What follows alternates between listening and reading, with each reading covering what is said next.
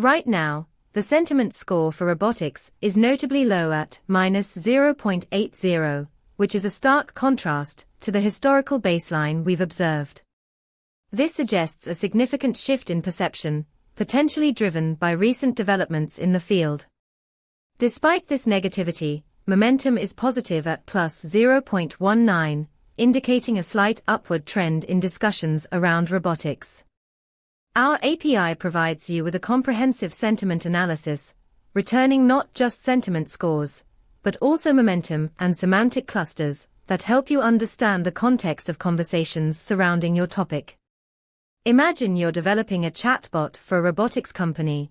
You could leverage this data to tailor responses that address concerns and focus on the positive momentum, ensuring your interactions are both relevant and timely.